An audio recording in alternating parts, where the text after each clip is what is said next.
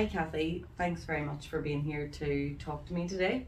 I'm here with Kathy Kelly, who was a full-time student during the pandemic, and Kathy's just going to tell us a little bit about her experience during the COVID-19 pandemic.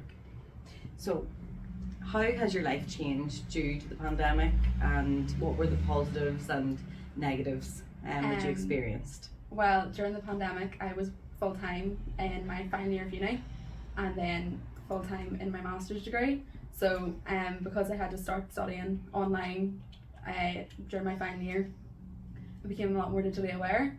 I started to use Zoom and Teams and other tools that had never been introduced to before, so I got a lot more skills. But it was very socially isolating. You couldn't see your friends, you couldn't make any new friends in your degrees, and you couldn't speak to your lecturers, which is very, very difficult if you couldn't pop in and say hello, and it was harder to get in touch with them through email and get to do Zoom calls.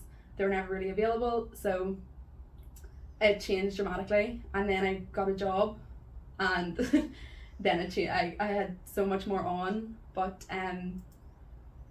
overall it didn't affect me too much.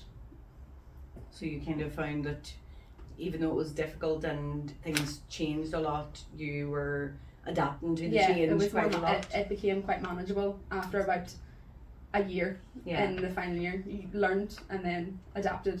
So the digital tools actually helped you in a way to stay connected with your lecturers, your peers. Your peers, my friends. So it was, it was a bit better. That's really good. How have you been affected by the COVID-19 pandemic then in relation to your work-life balance and your digital well-being leading on from that? So you said that you were a full-time student, you were studying for your master's, and then you became employed full-time? Yeah, so I was employed in about 2 months into my full-time master's, and I was employed full-time, so my work-life balance wasn't really the best. Non-existent. I would study in the evenings and I'd work during the day, or I'd study, or I'd work during the weekend and I'd study during the week. So I didn't really have much of a work-life balance, but I had to, again, just try and adapt to that. I would use apps to help me with one.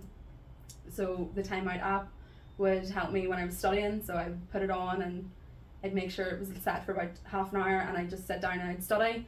Or I'd use the Calm app when I felt overwhelmed. I just would take a time out and just make sure that I was mentally okay. Looking after yourself. But yeah, it was quite difficult whenever I was in the workplace and student at the same time. That's a lot because, as you say, you didn't have much of a work-life balance because even if you were switching off from work, then you were going home to study.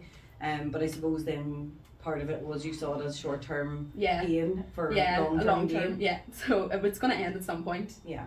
And thankfully it's ended. That's great. And you said that you used an app called Time Out. Yeah. So what way does that work? So if you just put in amount of time, it'll lock your phone so you can't get back in. Oh wow. So until if I needed 40 minutes of studying, then I would just do 40 minutes and I couldn't get into my phone then, which meant I was focused. Yes. That's really good for allowing yourself completely uninterrupted focused time to study.